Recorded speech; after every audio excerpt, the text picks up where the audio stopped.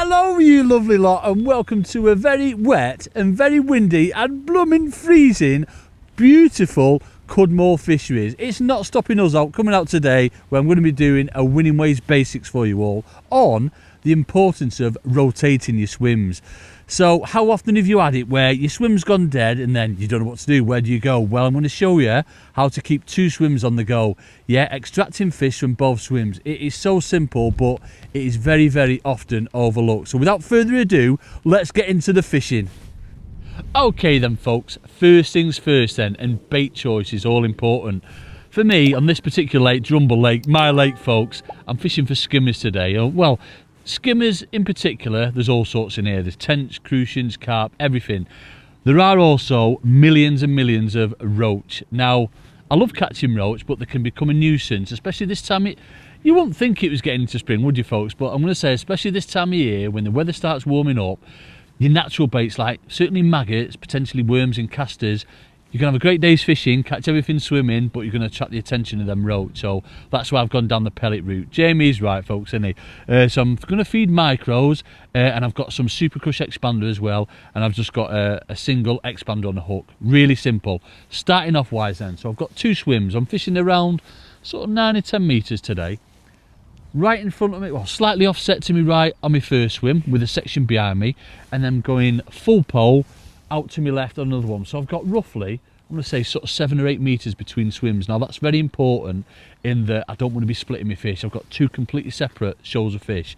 So the bait that I'm going to feed first, when I'm going to start off first, I'm not going to put as much in as my other swim when I'm going to go to after. So I'm going to basically feed, go straight in on that one, catch one, come back, go on the other one that I've fed. Yeah, so feeding wise, so everything for a big pot.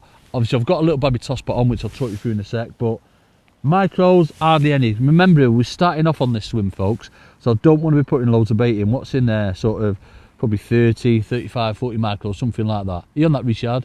CEO is on it, folks, so they go in. And then Super Crush expander, make a nice tight ball out of it, jiggy, and it's just sort of like grape size. Obviously that's going to break up well before it hits the bottom, and that goes in there. So that's me starting off. I'm going to put that in now, and then by the time I come back, get my other lot of bait in. That bait will have settled on me first swim over to the right. So there's my joint. I've got my hand on my joint, which is just level with the leg of my box. Again, very important that you're picking your markers out, folks. And I've got sort of like, I've got a double marker opposite me on the island. I've got two silver birches I can line up on. So bait's going in first, straight away on them trees. That's in. Coming back, and I'm going to feed a tiny bit more on my left hand swim, because potentially I'd like to think I'm going to get bites straight away, but it could take a few minutes. It might take 10, it might take a little bit longer than that.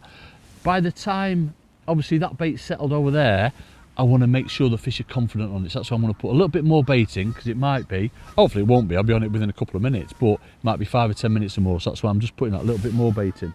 So tiny few more micros, yeah, sort of probably double the first bit that I put in, the first lot that I put in rather, and then a little bit bigger balls. So that's a big grape, isn't it? You know what I mean? One of them, not one of them green grapes, one of them purpley grapes, the big ones, the juicy ones. And that's what's going in on my left hand swim. But look at the distance I've got between the two swims, folks. Yeah, I've got a big distance between them. So this one I'm going right to the end of the pole, elbows underneath it, come back slightly, and I've got the end of the trees on the far bank. That's my marker. Hoink, that's going in there. So it's a good, what is it? It's a good sort of 7 or 8 metres between the two. I won't lie, you lovely lot, we had to have a bit of a retreat to the cafe because the heavens opened and the cameras were getting rather damp. Hopefully it stopped, but having said that, it's just started up again. I've literally been out, put the same amount of bait in. We've probably been away from the swim for probably 20 minutes or so 100% that bait would have been absolutely wiped out. But what I was going to lead on to was the rig that I'm using today. So one rig does all. I've got roughly the same depth on both swims. A little bit more over depth on the one that's right out in front of me, and not as much over depth of the one that's to my left. So basically dead nice and simple, straightforward. We talked about rigs loads of times, folks. Single black 8s because of the size of the fish in here, little baby toss pot on. We've got 0.16 mainline, 2 number 8s back shots, 4 inches above, a 4/16s F1 maggot float. and I plumbed up on the right hand swim, or the one that's basically right in front of me, to about there where my finger and thumb is, and then on the left hand swim it's sort of like down there, sort of halfway down the body or something, but more than acceptable, especially with a little bit of wind and undertow on. It's not going to be a problem at all. And then it is, well, you can see there's 5 foot, so we're touching sort of 6 foot if you like, just around about 6 foot. And then nice and simple down the business end, folks, not messing about. We've got a bulk of number 8s there, and then we've got 3 number 9 droppers. Everything's within, there's 18 inches, so everything's within 17 inches. Hook length, again, nice and simple. We've got a 0.10 to a 16s SFLB. Really, really simple. So that's the rig. Let's get straight on it. I'm not going to feed because I fed just literally just before we started filming again. So expander straight on the hook, and then we're going to go straight in. So my marker on this one is them 2 silver birches on the island, and I've got my hand on my joint here. So I'm just going to pull my float into my marker, let that sink down. Now, jumbo being jumble at the minute, it's been very, very good. But more than that, I want to show you how to keep, obviously, the swims going and the fish come in, so you can just rotate rather than just sort of exhausting one swim, if you like. It's an area where a lot of anglers get wrong, certainly on fish that we're targeting today. Every fish really, but certainly more so on sort of skimmers. It pays to see that tiny little dink then. It pays to really, you know, sort of rotate your lines, so keep the fish guessing, if you like. What's this? I don't think that's a skimmer. Oh, it might be a skimmer. We caught ids, we caught hide and everything on blooming pellets last week, folks. Oh, it is a skimmer. Go on, the poppadoms. So this is like sort of, I'm going to say average stamp. There's a good stamp in here. He just wrapped himself around the blooming line. Oh no, he's not. Eee, there we go. Look at the size of them, folks. Absolute stunners. Let me just get him out and show you. Look at the state of that. Probably, it's getting on for £2 now, isn't it? Absolute beauty. So he's going in my net. Now you might think, just get straight back on that line, Andrew. Why are you just getting straight back on that line? I'm not going to do that. What I'm going to do is I'm going to feed that line up now, but try my other one, because I caught that fish really quick, within 30 seconds, 40 seconds or something. I'm not going to feed that one because I fed it, what, probably 5 minutes ago, something like that, 6 minutes ago. So I'm happy that there's going to be a fish waiting for me, because remember, I put a little bit more bait in there. Yeah, so hopefully them fish are going to be waiting. What I am going to do, however, is feed that one. So when I catch one off that one, I'll be coming back with a fish, feeding that one, going off that one. So you can see how we're starting to rotate the swims, yeah?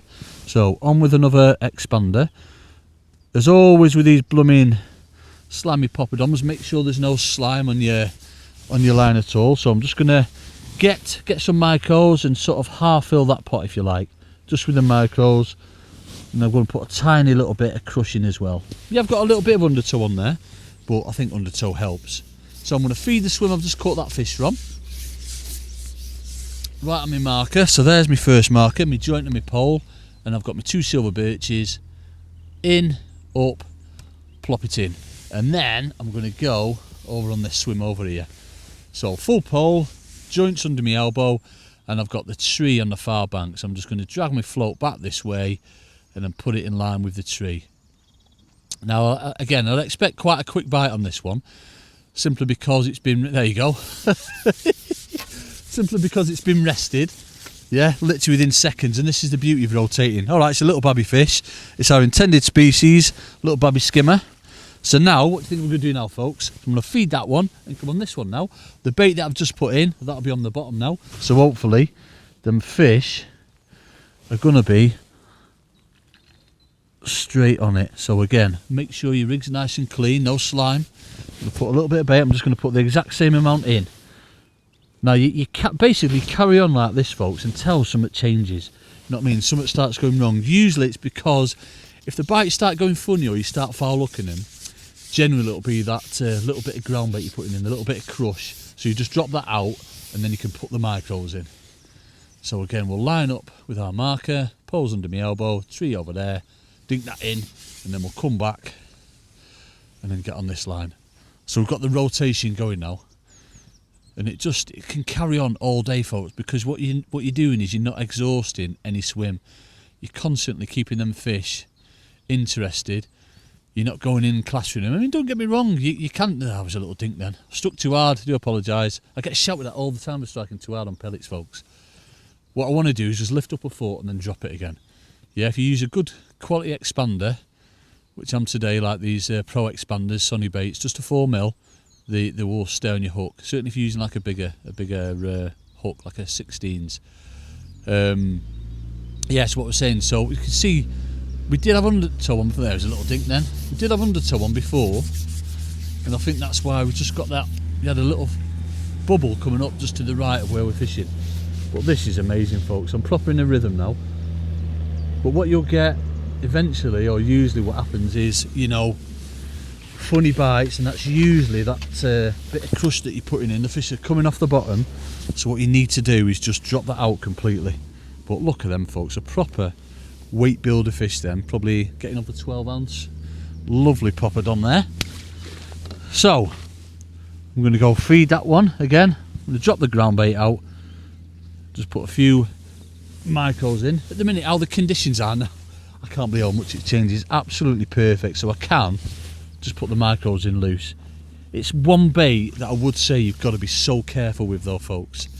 It's brilliant, you know what I mean? You're going to catch lots and lots of fish with them, and it's obviously it's nice cheap days fishing, just using a few micros, but they can go too daft sometimes.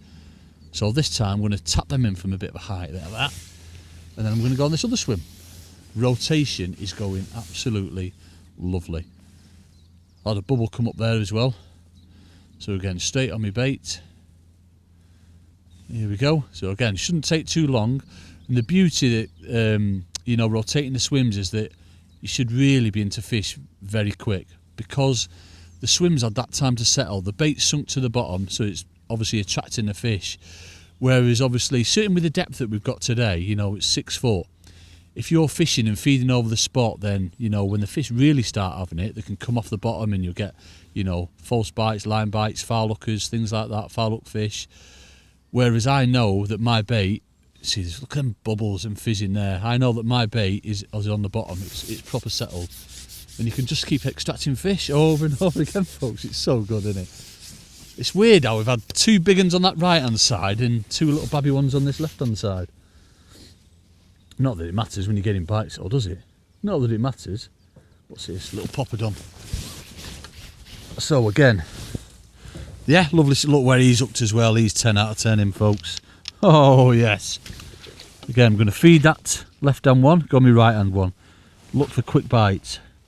It's so good. I mean, don't think. I mean, obviously we're only going, you know, not too far out today, and you don't need to go that far out. Obviously, match conditions, you might want to get a little bit further than those people around you, but certainly for the lights of today, if you're just going out pleasuring, just nice, comfy fishing. And if you've got the depth, you can come even shorter. So, feed that one. That's it, and then come back to this swim. So what I'm doing, I'm bringing my shots into where I'm fishing, waiting for them to register my float like that, and then just dropping my float. There we go. So again, should get a bite fairly quick again with everything how it's settled, but you can just see how it's working. Yeah, everything's going perfect, no problems at all at the minute, and there shouldn't be, because you're fishing nice and clean every time. As I say, you're not feeding over the top to get them fish sort of like proper rooting coming off the bottom, potentially foul looking them. It's not happening. Fish that you're catching are there, they're actively searching for the bait, nice and confident. I had a little dink then, so I'm just a little bit deeper on this swim here. You see how that float's just wanting to slightly creep through. Obviously, you know, that pays to experiment on the day, letting it creep through. The other thing that can work as well is lift and drop. You know I love the lift and the drop, folks. That can work really well on the day. Oh, there we go. So that was hardly a bite at all. That's why we're getting slower bites on that swim, simply because it's a little bobby one, simply because it's a bit more over depth. Bobby skimmer, right? So I'm going to put bait on that one, and I think not much more to go through really, folks, on that. I'm going to feed that swim again. You see I'm not putting loads of micros in, probably 25 to 30 at a time, that's all. And I'm just feeding one, fishing the other. So it gets tipped over like that, down, up, doink, and then we'll fish that one. Then get on your markers. Catch one fairly quick from here, hopefully. It's the beauty of using a nice positive rig and positive shotting. You're straight down for the fish, straight on them. He's going to go. That's not going to be there that long. Go on. Go on then. Oh.